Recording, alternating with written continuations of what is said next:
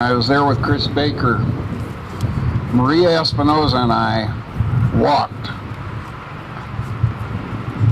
I think, just about every hall in Rayburn building.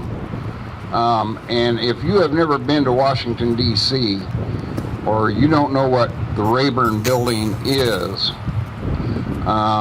that's where the representatives have their offices. And trying to get the hallways in Rayburn building are probably as long as from this curve in the sidewalk all the way down to the river. And then back on the short side, they're probably from this bridge right down to the end of the amphitheater here. And how many floors are there? I think like 5, 6 floors. So the Tuesday morning that we went there, we decided, well, we were talking, should we take a cab, should we walk, should we take a cab, should we walk? So we decided to take a cab. No, we walked. The first morning, the first time we went over to Rayburn, we walked. That's why we took a cab when we went back later. To meet with Congressman Lee Terry, who was invited today, for all of you Nebraskans. I was told early on by Congressman Terry's communications director, oh yeah, he's on this issue, and you know, as long as it's a day that's not a Sunday, because he likes to spend time with his family, he'll be there. And I don't see him under our tent.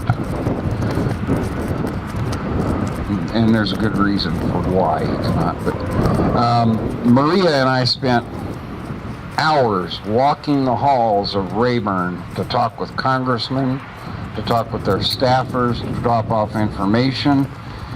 And I thought I was making a mistake not wearing my tennis shoes, and I didn't wear them. I wore some kind of dress-up shoes that I have. I have like, I think, one pair. This lady walked in heels. I don't see how you guys do it across the room, much less all the way down the halls of Rayburn. Maria Espinoza is the founder and national director of the Remembrance Project out of Houston, Texas. She works with the families of victims who have been killed at the hands of illegal aliens. Early on, when I met Maria, for some reason she decided to make me the state director for the Remembrance Project for Iowa. Still don't know why she did that, but I'm glad to do it. Maria Espinoza.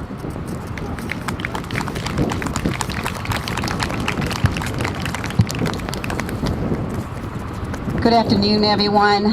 Thank you very much for being here and staying here out here. It's a little warm. I was hoping it would be cooler.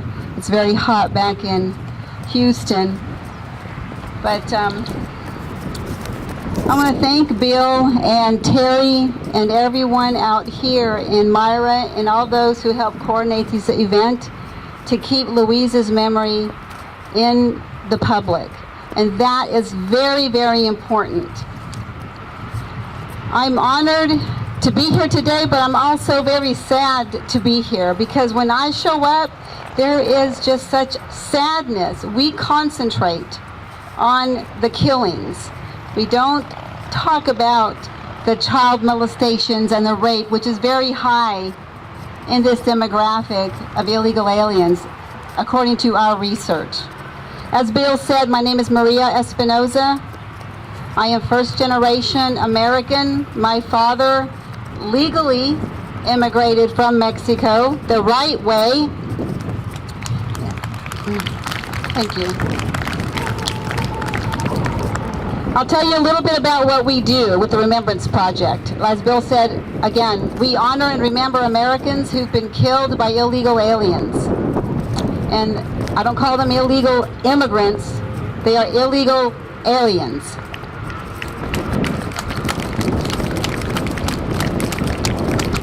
Our main initiative is called the Stolen Lives Quilt. It is a 6-foot banner with 3 victims. We memorialize 3 victims. We place their name at the top, a digital photo, and we place that in front of the public so our public servants can see what is taking place, what is happening to our families. And before we go today, I want you guys to stay, and we will hold about 20 of these Stolen Lives Quilt banners. With the help of Bill and other directors in 21 states and volunteers across the country, we are working to unite the families and connect the dots of the horrific illegal alien killings and to warn Americans what is taking place every single day. Over the last 5 years, we have met with grief-stricken families, spoken to thousands of concerned citizens, public servants, sheriffs, and law enforcement personnel, both on the border and in the interior. I have been to the Texas Border Volunteer Night Watch there in Falfurrias, Texas. I have also been to the Arizona border in order to find out what is taking place down there and come out and share it with people like you. It's very important we get the truth of what is taking place.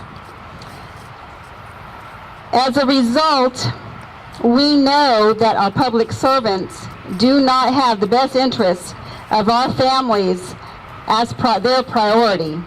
One only needs to look at the past to predict the future impacts of failing to protect our southern border. Crimes of murder, vehicular homicide, drunk driving killings, all preventable except for the lack of the willingness of those who have entrusted, or who we have entrusted with our lives. Politicians across America have thrown American citizens, our family members, our loved ones, under the bus. As I said, I'm honored to be here today. I did not meet Louise. However, I feel that I know her spirit. And I believe her spirit will never die, because Louise exemplified the spirit of America. She and her family were proud Americans who attained the American dream through hard work and dedication. They are the true dreamers. I call them AAA Americans. They arrived the right way, they assimilated, and they applied themselves. This American spirit is why there is such a thing called American exceptionalism. You heard that mentioned earlier today.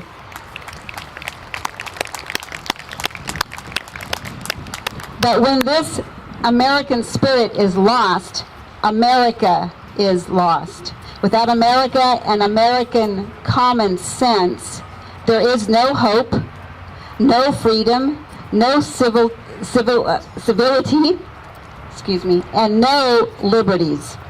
And this is what we are fighting for. This is why we must all take a stand and demand that our public servants stop the illegal crossings and uphold current laws to protect America.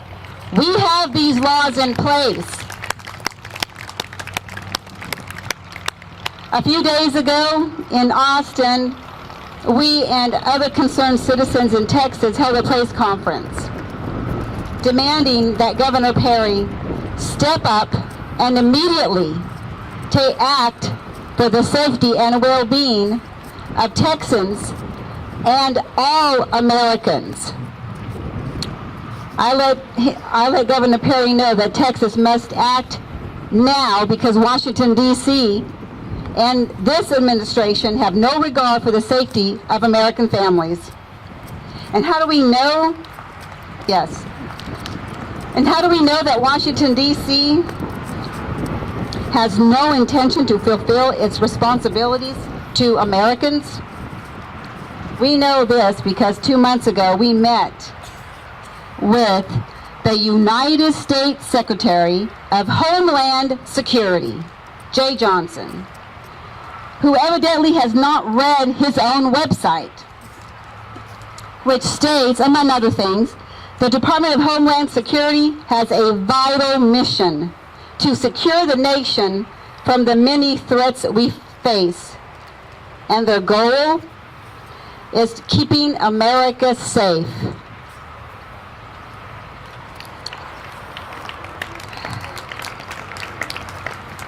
In that meeting, after I read Secretary Johnson a letter we wrote on behalf of grief-stricken families, and read him a note from Mrs. Louise, who wanted to know why the U.S. could not bring her daughter's killer to justice through a treaty with Venezuela. Her daughter, Felicia Louise, was stabbed over 39 times almost 15 years ago. The Louise family is still waiting for justice. And our Secretary of Homeland Security's response to that, he said, "I am not here to be interrogated."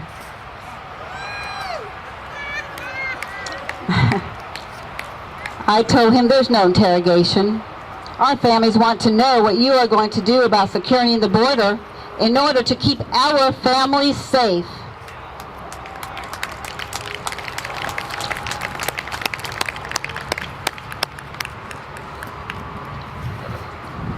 So, Jay Johnson, Secretary of Homeland Security for the United States of America, will do nothing for American families. We also, that same day, joined family members of Border Patrol Agent Brian Terry in a meeting with the Attorney General, Eric Holder. Yeah, 2 in one day.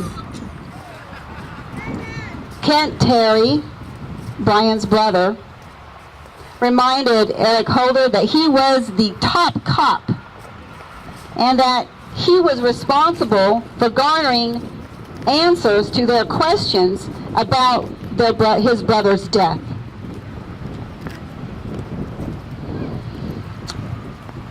I have to report, U.S. Attorney General Eric Holder will do nothing for American families. In fact, Eric Holder said with regard to illegal immigration that he was confident that the states would pass immigration reform for them. So I tell you to be strong and keep your public servants, hold your public servants accountable and keep them close. And today, ladies and gentlemen, here we are, and our situation is much, much worse. And the pattern of abuse upon American families not only continues, but is escalating. Politics is in the way of common sense action. If current laws were upheld, if they were upheld, Louise Sollowin would still be alive today, enjoying her family, playing with her grandchildren.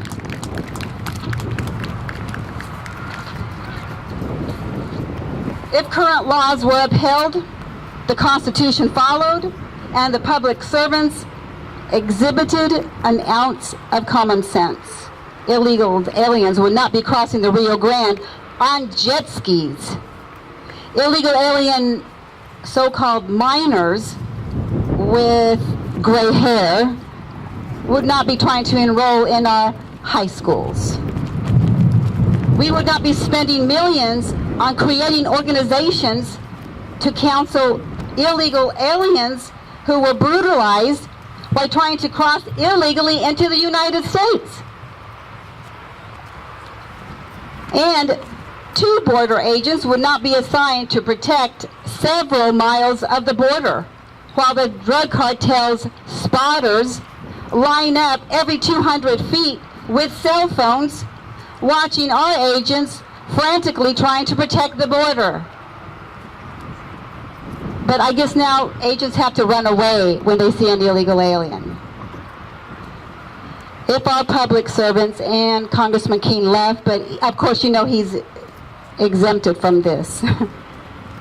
If our public servants had an ounce of common sense, there would be no talk of work visas with millions of Americans out of work. There will be no foreign aid to countries when America is $18 trillion in debt.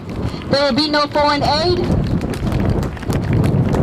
to countries when America is educating, medicating, feeding foreign nationals who are illegally in America. And this one is for Governor Perry.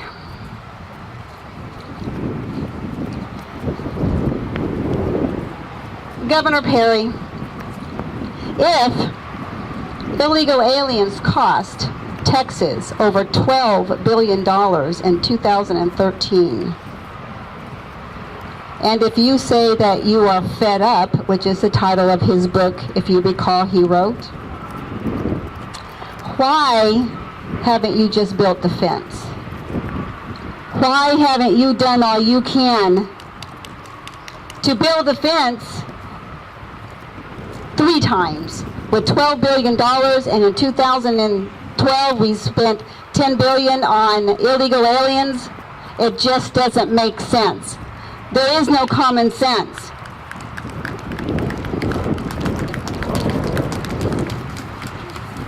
Ladies and gentlemen, we focus on the killings of Americans. I have a list that is 30 feet, 12 font, with illegal alien victims, with victims of illegal alien killings. Congressman King spoke about the numbers. Our government won't tell us what is taking place. With the court, we will help connect the dots so that people understand what is going on, to bring back the attention to our families, to bring some justice. We can't bring Louise back. We can't bring little Felix De Leon, 5 years old, who was riding his bike and was hit by an illegal alien drunk driver. We can't bring back Jamil Shah from up in Los Angeles. He was killed because he was black. We can't bring back Tessa or Danny or Shatavia. We cannot sit any longer. We have to speak out, and you are doing this. So with your help, we can maybe save another American life. My heart goes out to Bill and Terry. We don't have any words to say to you to make it better, to console your family. However, just know that our promise is to continue working very hard and spreading the message. And until all Americans pay attention and our public servants are forced to represent the citizenry of the United States of America. God bless you all, and thank you very much.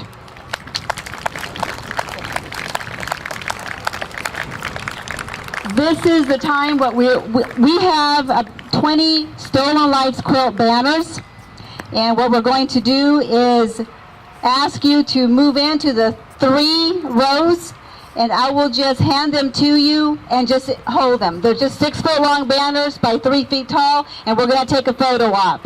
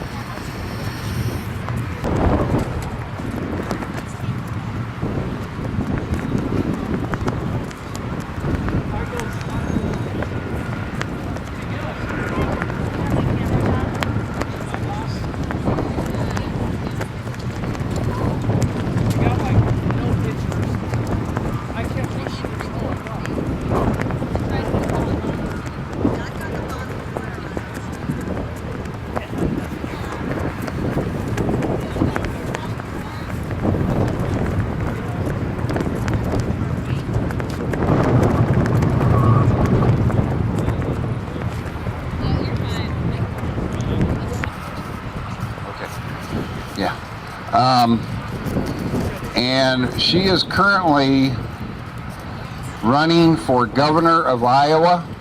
So if you are a resident of Iowa, I would like you to please listen up and pay attention. If you're a resident of Nebraska, I'd like you to please listen up and pay attention, and then tell your friends that live in Iowa what she has to say.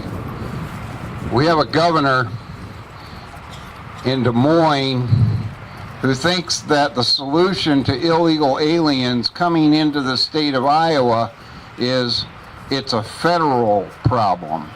The federal government needs to secure the borders. Well, yes, they do need to do that.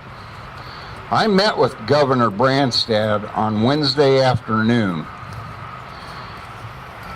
The first question that I asked him was this: Governor Branstad, Davenport Mayor Gluba has publicly stated that he will take illegal aliens into the city of Davenport. Number one, that is a felony. Nobody is recognizing the fact that the U.S. Code says that if you harbor an illegal alien, if you aid and abet an illegal alien, if you give them food, clothing, or shelter, you are in commission of a felony. I want to know why this is not being enforced. But I asked the governor, I said, will you be willing to call the mayor of Davenport and tell him, as chief executive officer for the state of Iowa, he is not going to be allowed to bring illegals into Davenport? And this was his response. Oh, well, I can't do that because I don't want to make him any madder at me than what he already is. Really? You don't want to make the guy any madder than he already is at you because of other things, so you're going to allow him to bring illegal aliens into Davenport. That makes all the sense in the world. I asked him a little bit later in the conversation, Governor, do you have a plan? And if so, what is it if anyone brings illegal aliens into the state of Iowa? Well, it's the federal government's responsibility to take care of this problem. We have a governor who doesn't understand what's been spoken about before here today. Our states are sovereign, and for too many years, our states have been receiving federal funds, and so they don't want to push back against the federal government, because if they do, then those federal funds get cut off. The biggest example of this probably that I can think of is in the education system. The state of Iowa, residents here, we pay our taxes. The state of Iowa sends a large portion of those dollars to the federal government, and then the federal government turns around and gives us back a portion of those for our state education system. I don't really understand why that system works that way, other than the fact that there are not enough people standing up and saying, our states are sovereign. We don't need the federal government.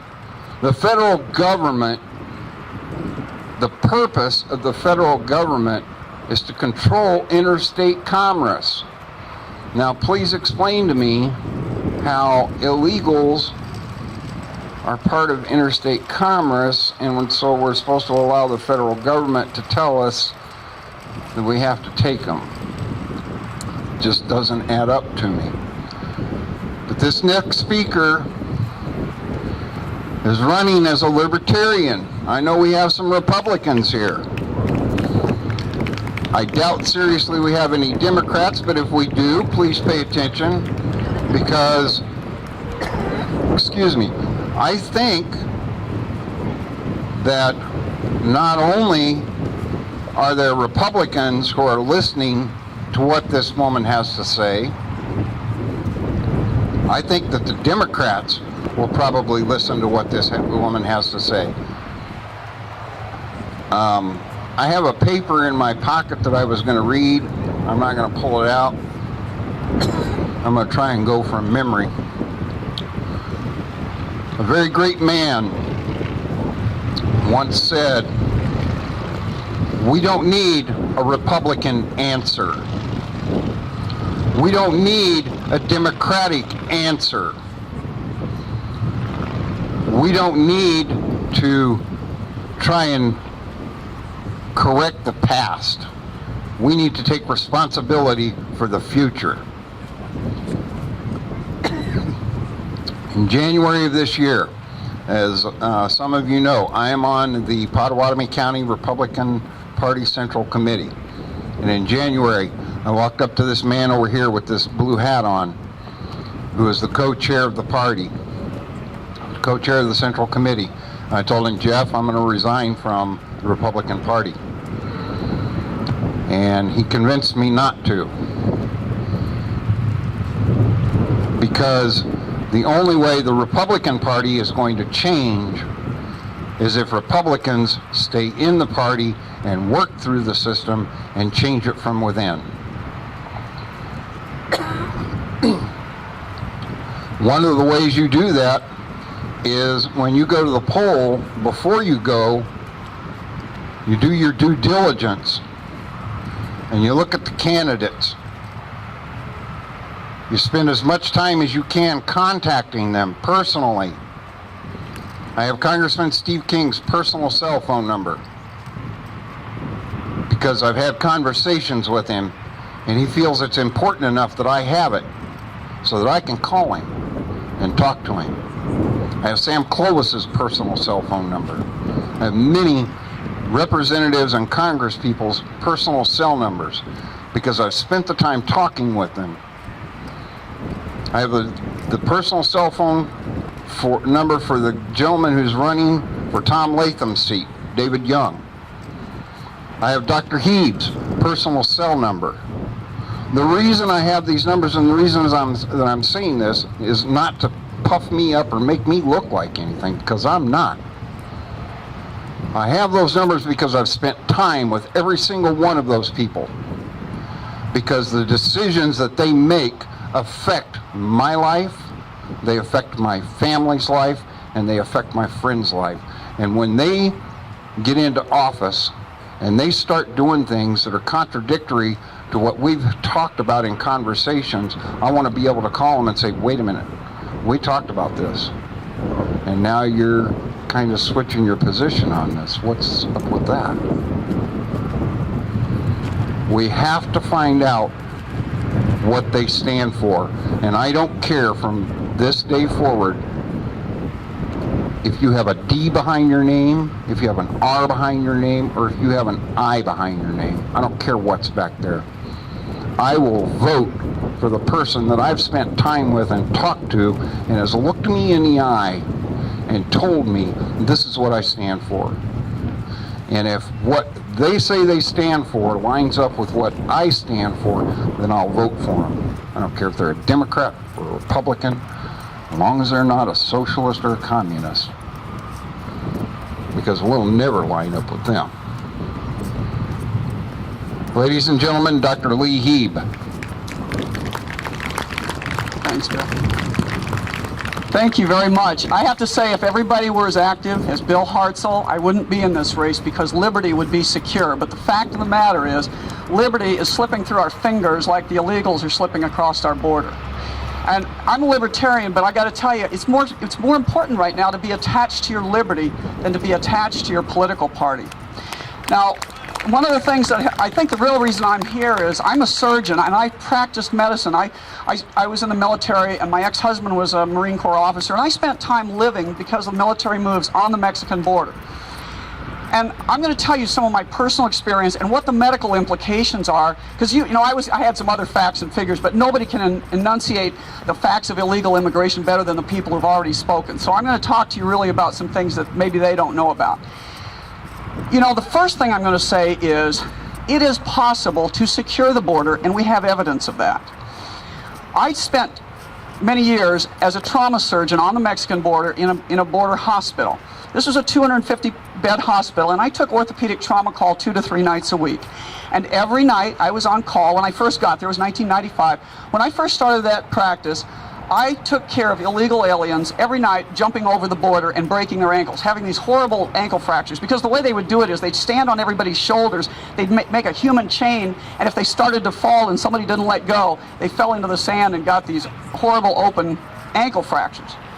Now, in fact, I used to joke with the Border Patrol agents, why don't you just make the border shorter, at least, do something else, because we can't do this all night long. We gave $1.6 million of our hospital in uncompensated care to cross-border patients. Now, this is a town of 75,000 people that grew to 100,000 people while I was there, but that's a big chunk of change. And, I'm going to tell you why I know that the border can be secure. That was 1995, 1996. After 2001, after 9/11, the Bush administration was getting beaten up about leaving the border open, and the governors of those border states got together and called for action. He came down to the border, he surveyed the thing, and he actually put some resources into it. And for a long time, half of my time down there, I never saw the illegals medically in the emergency room anymore. It shut the border down, not just because of fences, but also because of the electronic fencing and the people. We have the ability to take care of this and to shut the border down. What it says to me is we're not doing it because we don't have the will. And also, it's not just a matter of will. As you heard, President Obama's administration is actually encouraging this. They're going down to these countries and encouraging this immigration.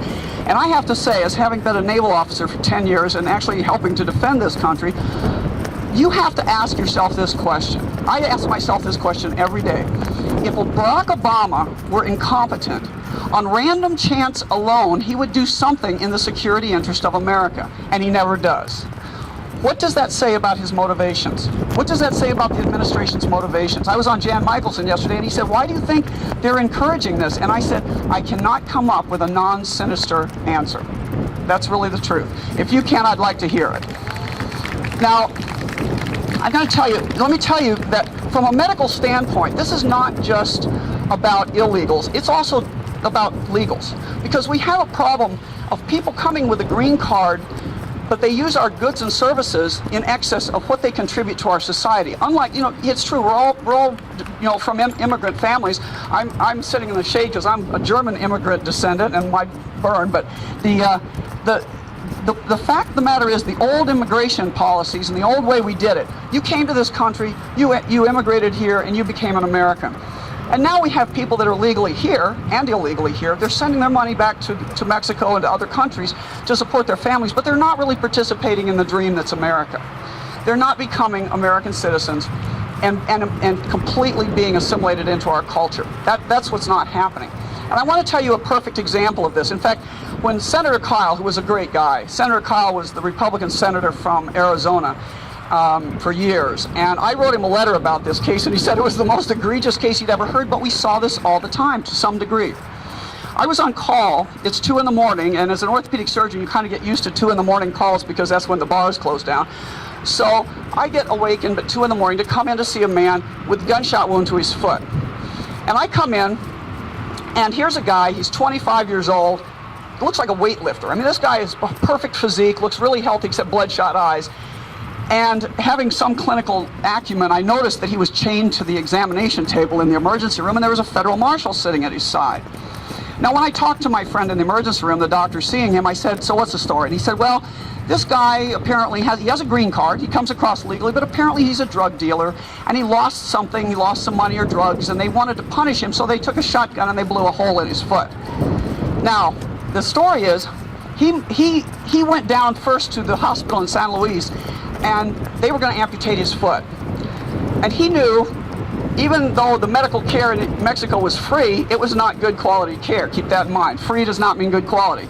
And he hot-footed it literally to the border, where then he was able to come across and demand an ambulance to our hospital. Because we have EMTALA laws that says we cannot leave anybody to go to their own hospital. We have to bring the Mexicans that come to the border to our hospitals for their care. Now, I got him all ready to go to the operating room, and honestly, I was just making a joke. But I said to my friend, I said, oh, let me guess, he's insured, right? And my friend said, actually, He has Medicare. What? This is a 25-year-old Adonis. This guy has Medicare? The story is, he was in a gangland shooting. This gets even worse. I mean, this shows you how down the rat hole we are. He was in a gangland shooting about 5 years ago, 5 years before that. And his head was grazed, and they said he had a seizure disorder. Now, I can tell you from taking care of him for a week in the hospital, he had no seizure disorder. But they said he did, and he was on full Social Security disability from the United States of America. Now, at this point, the federal marshal happens to walk up, and he's starting to suit up to go to the operating room, which they never do. They always just kind of unarrest them because they don't want to pay the bill, and then they re-arrest them on the other end. I said, "You coming with me?" He said, "Oh yeah, this guy's some bad, you know." I said, "We're not letting him out of our sight." I said, "He must be some bad dude. What's the deal?" He says, "Well, we've been looking for him for years on 4 felony warrants." I said, wait, hold on. Let me get this right. He's on full Social Security disability for 5 years, and you've been looking for him on 4 felony warrants, and you can't put those two together? He said, "Your Congress has made it illegal for us to track anybody using their Social Security numbers, their Social Security checks." Now, I got to tell you, I would have rather taken care of this guy for free than to find that out, and that's what I wrote to Senator Kyle. I said, this is just so self-defeating, I can't even stand it. And he took it to the Medicare Reform Committee, but it didn't go anywhere. But that's just an example of what we deal with every day. Now, there's a problem going on beyond security. I mean, yes, it's a terrible security situation, and for years we've known that there are not just Mexicans, but there are, you know, my patients that were Border Patrol agents, they all pretty much to a man said, 80% of the people come across are kind of good guys that just want to find work in America and send the money home. But 20% are the worst criminals you'll ever see, and among that 20% are some really interesting characters. At the time I was on the border, it cost $1,500 for the average Mexican to buy his way across, to give it to the coyote. And the coyote is, you know, the human trafficker. Now, they're a group that paid $60,000 a pop, and guess who they were? They were Saudis and Chinese. You ask yourself why they're coming across. And you know this is going on. They just saw, I don't know if I got here a little late, so I got lost, but Congressman King probably ran the numbers, but I don't know if he said they found 300 members of Al-Shabaab on the border among these so-called children that are trying to come across. So this is beyond just, you know, poor people coming across. And let me just make one point about that too. You can be a totally honorable person, but the minute you come across illegally, you've committed a crime. And one of the sad things you see, and we just saw it in Omaha, a hit and run. They killed a Creighton doctor from a hit and run. One of the sad things you see is that not only does it select out for criminals, you know, true criminals, but it selects out for people that once you live your life upon a lie, you do other lies and other illegal acts to keep it going. That's why you hit and run. People will hit somebody and they'll run for the border. Another thing we saw in the emergency room all the time, people injured in these motor vehicle accidents, because the coyotes will bring these people across the border and they'll put them in a van and try and get them past the border checkpoint. Okay, and how do they do it? They don't sit at the wheel themselves. They put one of these poor guys at the wheel, and then they drive with their lights off on the wrong side of the freeway. If they hit a car into the ditch, kill Americans, no problem, we keep going. So when people tell me these are innocent people that are just coming across and they're trying to get work, I say, yes, maybe, but not once they come across the border. Once you come across illegally, you do bad things to stay here. This is not only illegal, but it's immoral. Now let me mention what are the medical implications here. You know, America, in our free market, when we had free market medicine, which we've rapidly lost, but our medical system, you know, one of the things we've done is eradicated a bunch of these really bad diseases we used to have. You may not know this, but malaria used to be endemic in the Midwest. But we've gotten rid of it through good sanitation, through antibiotics, through different medical interventions. We've gotten rid of the really kind of bad diseases that were very bad to the population. When my father was a medical student in the 1940s, right, during and after World War II, the 2% of the medical student class died from tuberculosis, okay, because they weren't immune, and they came as students, they got exposed, and 2% died because we had no treatment. But modern science, we developed the treatment, and we started treating patients. Now, I'm telling you this because tuberculosis is a bad disease. People hear TB, and they think the TB test, and they kind of think it's fairly benign. It is not. It's a fatal disease. What's happening now among these people coming up, and this has been happening to some degree for years because we had it on the border when I was there, is multiple drug-resistant TB.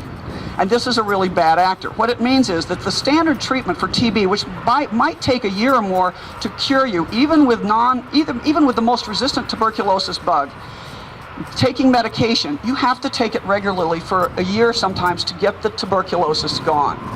Okay, now we have people coming that need 3 and 4 medications, high-priced, very expensive medications. They need to be plugged into an IV for over a year. I know a physician that died after being plugged in for 2 years. He was in New York, and he got multiple drug-resistant TB. Couldn't cure it in the physician, and trust me, he got top-notch care.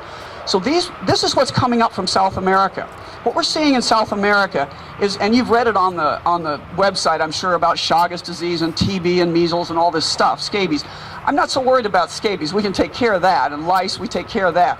But multiple drug-resistant TB is not easy. We've actually had people, and if you don't care for it, it spreads to your children. It spreads into the schools. We've heard, Bill made the point, we've heard that a lot of rumors so far of illegals being shipped to Iowa. So far, I cannot find any that have come. I mean, Clarinda wanted to have it at Clarinda Academy. If you go to Numbers USA, they say, well, yeah, they're there, but apparently not. The Clarinda Academy called the governor, said no, he said no, and I give him credit for that, and they didn't come. However, we now have the mayor of Davenport, the city council of Davenport, wanting to be one of these free open cities for illegals.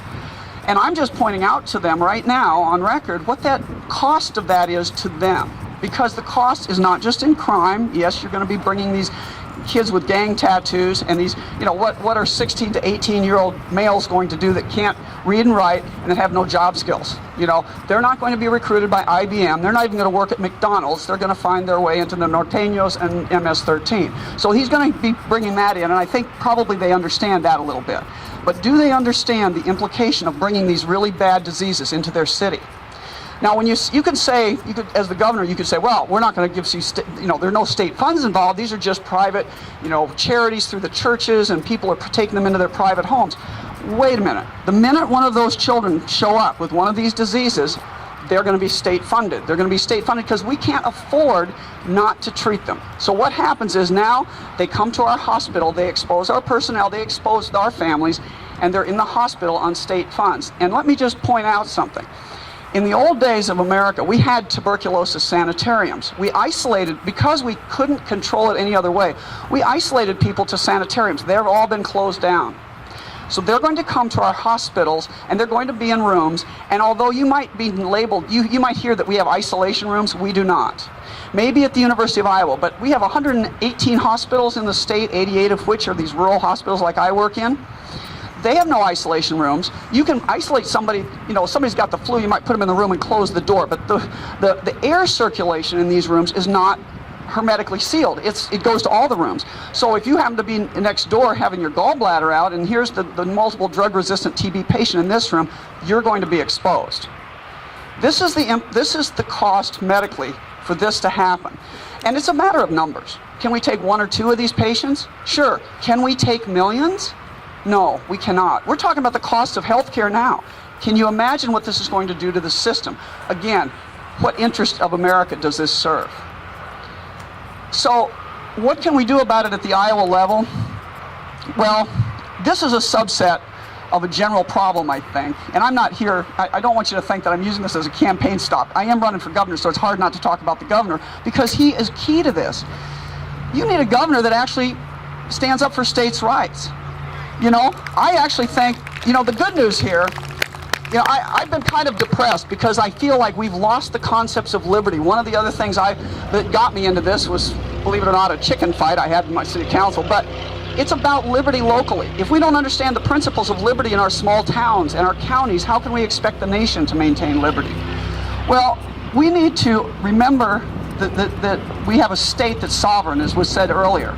And I'm encouraged by things such as Idaho, that just nullified all the past, their houses of legislature just voted to nullify gun laws, past, present, future, that the feds would try to impose on them. Isn't that great? And what you learn from this, and regardless of what you think about marijuana, and I think it's kind of funny because my primary issue is small government and liberty. You know, that you've heard about the great right-wing conspiracy. The great libertarian conspiracy is we want to take over government, shrink government, and leave you alone. But people think we're here just to legalize marijuana. No, that is really not what we're here for. But one thing you can say, whatever you think about that, look at Colorado, look at Washington State. Are the federal government there with guns blazing to stop that? No, that should be a good point that we can exert states' rights. We do have a 10th Amendment right to take back our state, and we should do it. The governor does need to be prepared to use the National Guard, and if it means sending them to the southern border, we might need to do that. Now, here's one of the problems I can tell you from that. The Border Patrol, there's a lot of political correctness that happened on the border. I don't know if you remember, but years ago they were going to solve this problem by sending in the Marines. And they did. They sent some Marine, I don't know if they were reservists or active duty, but they were Marines. And they were trained, you know, they're trained differently. They're not trained like Border Patrol agents.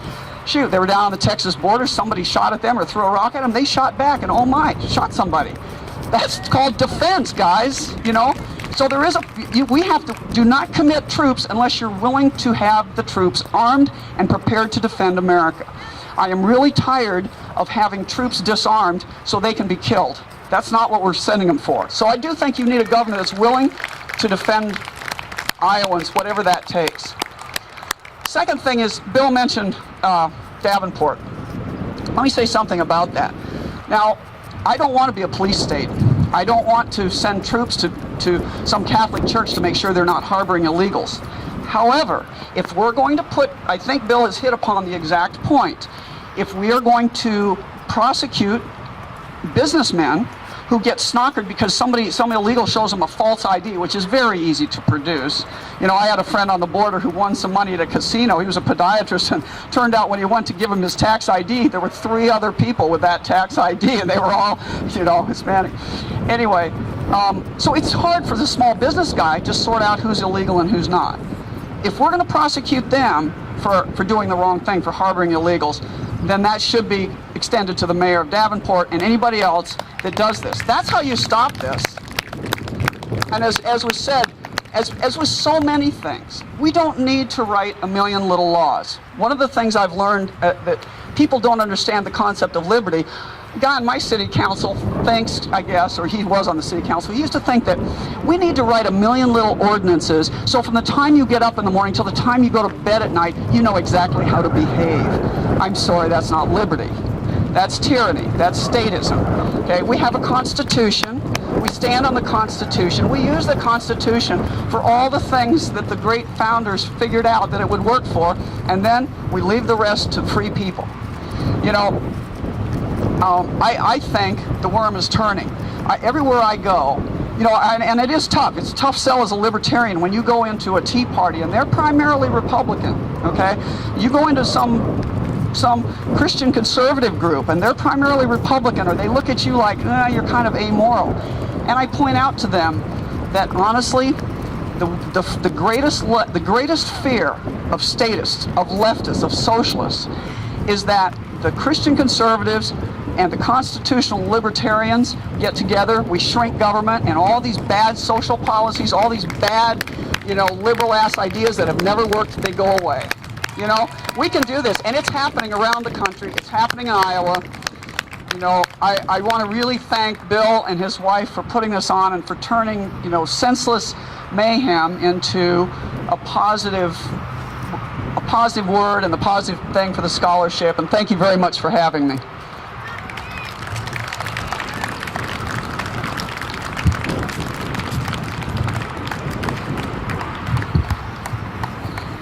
Well,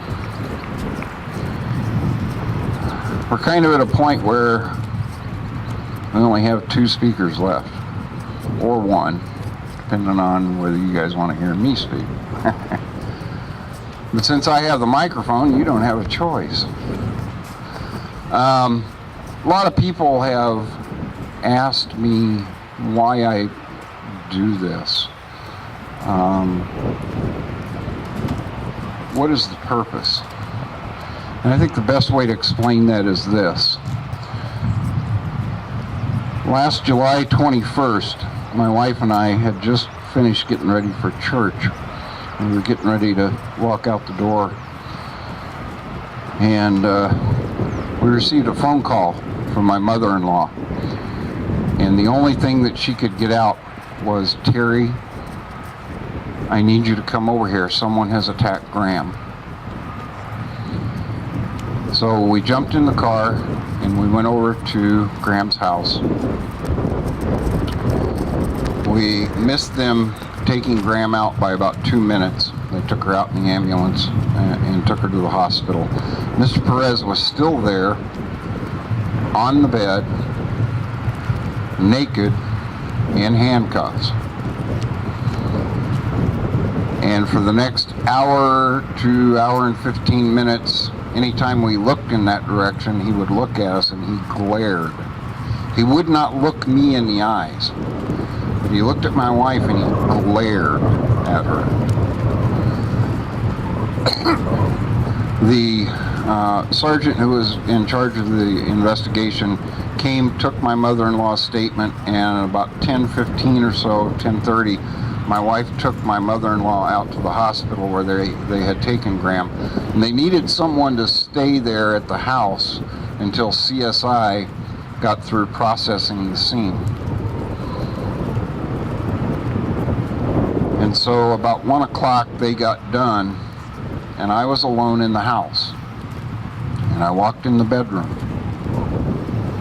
I don't often speak of this. If you have young children, you might want to kind of distract them because it's pretty graphic. The bedroom was a 12 by 14 master bedroom with 12-foot high ceilings. This man beat her so hard with his fist. He did not have anything in his hands when he beat her. He beat her so hard with his fist that there was blood splatter on all 4 walls and the ceiling. And I'm not talking 1 or 2 drops here or there. On the walls, there was not a single square foot that didn't have blood splatter. On the ceiling, it was probably closer to 3 square feet that didn't have blood splatter. Graham and her husband had, when he was still alive, slept on twin beds that they kept pushed together so that they wouldn't disturb each other. When I walked in the room, those 2 beds had been pushed apart in the middle so that they formed a V, with the head of the beds being the point of the V. And there was about 4 foot between the feet of each bed. And on the floor, there were 2 puddles of blood. One was about 12 inches in diameter, and about a foot ahead of it was another puddle that was about 8 inches in diameter. And the thing that's important to remember here is that the congealed blood was about 1 inch thick. And this was after 1 o'clock in the afternoon. There was so much blood that it took that long for it to congeal.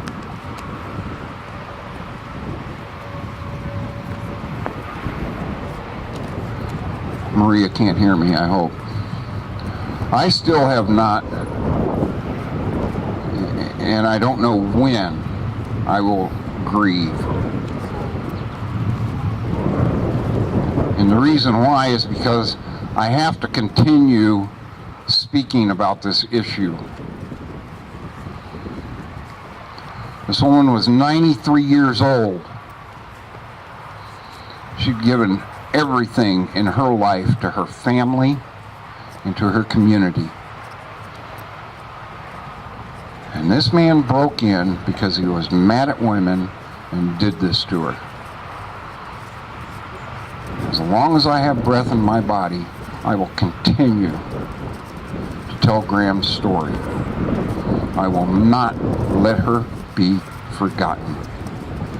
She welcomed me into the family when my wife and I first started dating 33 years ago. She was one of the warmest and kindest women I've ever known. And she deserves to be remembered. And so I will continue telling this story. until the day I die. I want to ask everyone here what I consider to be an extremely important question. Whose country is this? And it's not rhetorical, people. It's not a rhetorical question, and I don't hear anybody standing up like they would at a football or a basketball game and say, "It's mine!" And I still don't see any of you doing it. Whose country is this? Does this country belong to us, or does it belong to Washington, D.C.? Because Washington, D.C. thinks that this country belongs to them. And until we, the people, understand what we, the people, means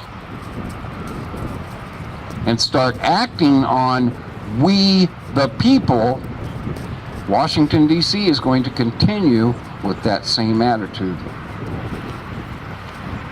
There are so many politicians in this country that I am so furious with that I could spit. But you want to know something? Those politicians in Washington, D.C. are only the way they are and only have the attitude that they do because we, the people, haven't told them that's the wrong attitude to have, because it's not your country, it's our country. We put you in office, we pay your salaries, and if you look at some of them's salaries, and as I mentioned earlier, the back end of those salaries is pretty doggone good. I know I don't have anything like that. How long are we, the people, going to continue to sit on our butts watching reality shows, watching sports shows, and let them continue to get away with it? That's why I'm here. That's why I'll be here time and time and time again. They may never get the message, but you know what? I, for one, am not going to stop sending the message. They may never change it. But if they don't, it'll be because not enough of us have understood we, the people. This is my idea on how to fix the problem, and I ran this idea by Susan Tully, who is the field director, national field director for FAIR, who was supposed to speak today but had to go down to McAllen, Texas for what's going on down there. I asked her the question. I said, Susan, what would happen if 100,000 people went to Washington, D.C. and surrounded the Capitol, surrounded Rayburn Building, surrounded the other buildings that these congressmen have in our Capitol? And she told me 100,000 would not get it done. It would take a couple of million. Well, I got news for you. I'm one of those couple of million. And if that's what it takes, is a couple million of us going there to Washington, D.C. and surrounding them and telling them, you know what, you're not coming out the doors until you start getting some sense and you start listening to we, the people, until you go back to a constitutionally founded republic instead of the crap that we got now. And that's what needs to happen. Mr. Blue,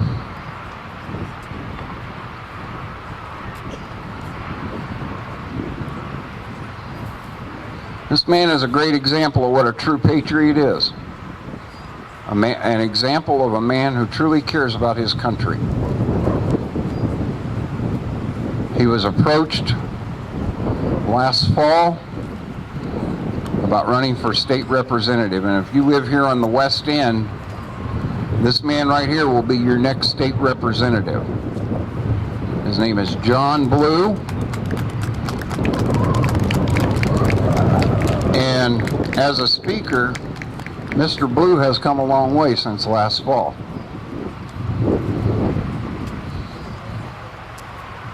A very great speaker.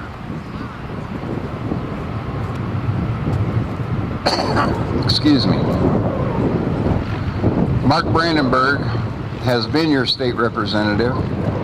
Mark Brandenburg is retiring from that position to try and get another position, and has fully endorsed Mr. Blue to take over his job. This is the kind of man that we need to elect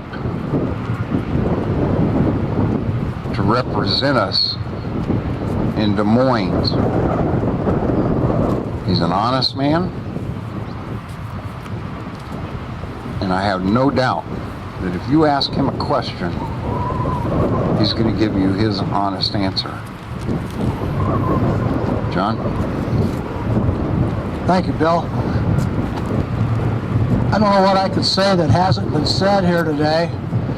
My heart goes out to Bill and his family for the loss of their mother and grandmother. I can't imagine finding that. My mother died of natural causes in her home, and I came in and found that. So I can't imagine seeing anything what they did. But I love this country. My great-great-grandfather, Blue, came here from Ireland to help build the Union Pacific Railroad across America.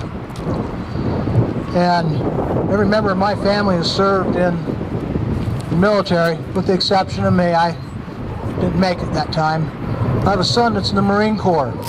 He's been in Iraq several times, Afghanistan several times, getting ready to go back again. I love the state of Iowa. And I see these signs here, secure our borders, secure our borders. That's what we need to do. We don't need, the federal government throws our money at everybody but our border. That's what it needs to be. Put this back on so I'm not waving it around. We're Iowans, some are Nebraskans. I found out as a walk of shaking hands. We are people of compassion. We have a compassion for people that are needy or need a helping hand. It's natural for us Midwesterners to do that. But there's a time to say no. There's a time to say, wait, we've had enough, it's time for you to go. And I'm not talking about the illegal alien, I'm talking about the people in Washington. As I'm walking around asking people for to vote for me, I hear people say, oh, I don't vote. And I ask them why, and they say, well, my vote doesn't count. Well, if you haven't read, in the primary, I won my election by one vote. So your vote does matter. Get out there and vote. If you got a guy in office, you don't like him, you don't think he's doing a job,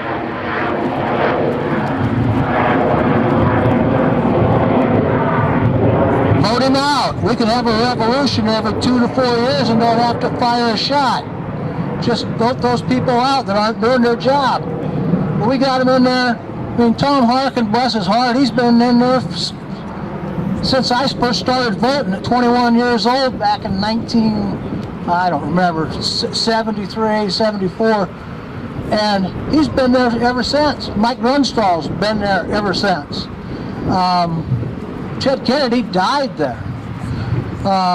We don't need professional politicians. It's not the way our country was founded. We need to have our government stand up. Our government's job is not to interfere with our states. Our government's job is to keep us as Americans safe from intruders. If during World War II, if 60,000, I'm not being ethnic here, but Germans attacked our East Coast, that would have been an invasion. Well, we have how many millions coming up from our southern border, and we don't consider that an invasion?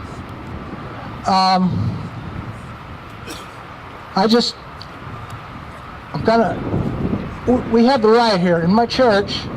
there's a saying is every member is a missionary. Well, every one of you out here that's over the age of 18 are voters. And only you can change that.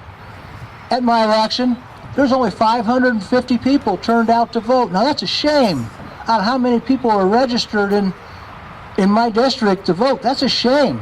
We had a school district, school board election not far before that, and less than 500 people showed up to vote out of a city of 60,000. That's pathetic.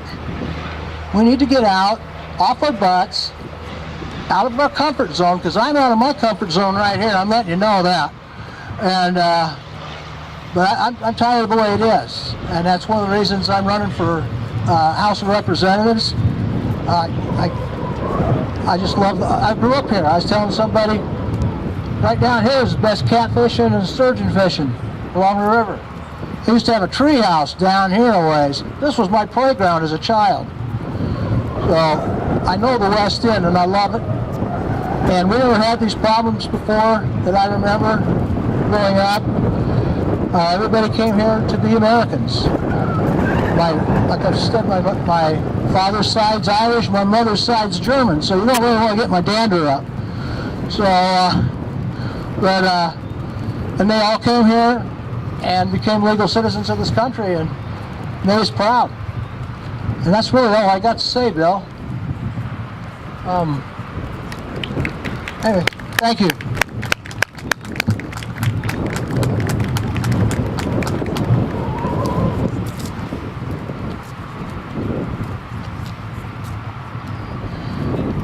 Bill's over there wrapping things up with the documentary crew. He asked me if I would just wrap things up here this afternoon. Craig, you want to have a chance to speak this for a moment? I really want to thank you all for coming out today. We're going to make this an annual event. Just keep this in mind, please. We're going to probably indicate the best ways to get down here. A lot of people would have been down here had they known how to get down here. Just some of the things that we need to keep in mind next year at this time when we have this event. But this will be an annual event, so I appreciate it. Howdy, everybody. I'm Craig Halverson, National Director of the Minuteman Patriots, and I've been around the state of Iowa for a long time. Been in the fight a long time. Been kicked out of some meeting the mayor had in Marshalltown with Susan Smith. For those of you in Nebraska, you know her. And I've went to the thing over here in McClellan, where the governor of New Mexico happened to be over there, running for the presidency. And he called on me. And so instead of getting up and giving my question to him, I turned to the audience and started preaching to him. And so the governor of New Mexico just sat down and started drinking a bottle of water. Kept him pretty busy. Been in diversity meetings where I tongue-tied the opponents and so on. It takes a lot of studying ahead of time. The Wells Fargo's banks, we hit them in Des Moines, and we found evidence of how they was giving special aid, loans and stuff to illegal aliens. And we had the news there, and the news went to them, and all they could say to the news was, no comment. So I've been in the fight against the illegal aliens for a long time. I used to try to get in the news at least once a week. For those who have been around, a lot of the guys around here that are here have been working with me on a lot of stuff. I just figured I'd add a little information for each and every one. Governor Branstad's phone number. His phone number, if you got a pen and paper, I'll give you that number so you can contact him and tell him about all these illegal alien kids that are coming up. They were going to go to Clarinda. I heard that the mayor there changed their mind. But in the Quad City area, Davenport, they're still going there. So we need to call the governor. His number is 515-281-5211. And we need to make a little bit of complaining to the governor. Now you got Senator Grassley. He's fighting, but if enough people call, maybe he'll fight a little harder. His phone number is 202-224-3744.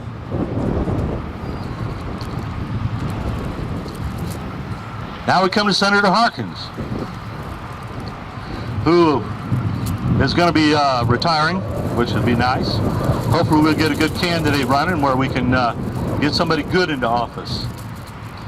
His phone number is 202-224-3254.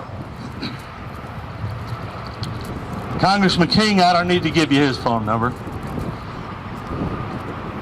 He's been around, you know what's in his mind, and he's fighting as hard as he can to stop the flow of illegal aliens. But we got Latham, who's for this area. That's my congressman. His number's 202-225-5476. And then we got, I guess it's Barley, or Barely, or something like that. Bailey. His phone number is 202-225-2917. And we got one more. McSack or something. Losack. All right, his phone number is 202-225-6576. And for your local legislators in the state of Iowa and senators, you can go to www.legioiowa.gov/legislators. That might be a backslash, legislators. And you can see me off to the ways, just in case that I didn't speak clear enough for you. We got to stop the flow, and it's up to you. A couple of people can't do it. It takes a large quantity of us to get up there, to stand and protest. That's how we got rid of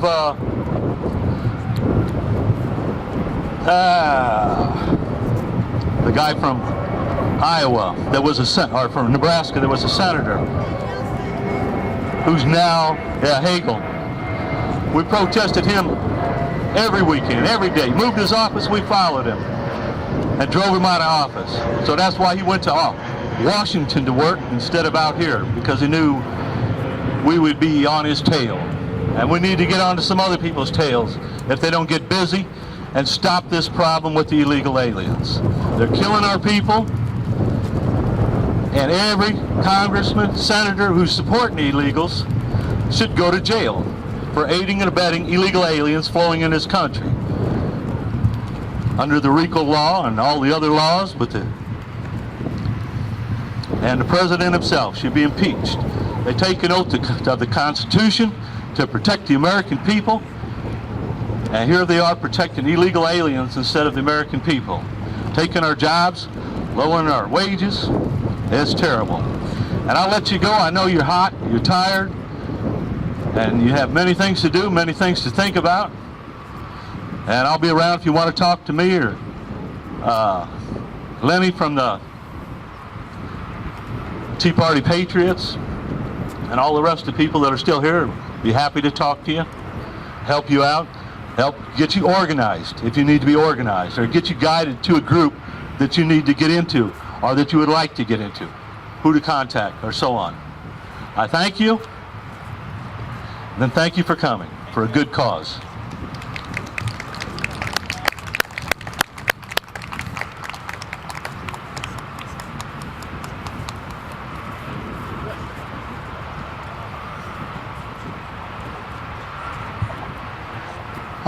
Bill's over there, still with the documentary crew. But again, I want to say thank you very much from the bottom of my heart for being out here today. We do plan on making this an annual event, so please keep in mind that we'll be back here on an annual basis. Appreciate it very much. A worthy cause. We need to secure our southern border. We need to maintain the sovereignty of this great country that we live in, and that's what we're out here to do. That's what we're out here for. So appreciate you coming out here today, and hopefully we'll make a difference here in this midterm election and leading into 2016. So thank you very much. On behalf of Bill Hartzell and his family, they thank you, and again, I do solemnly thank you again. Thank you.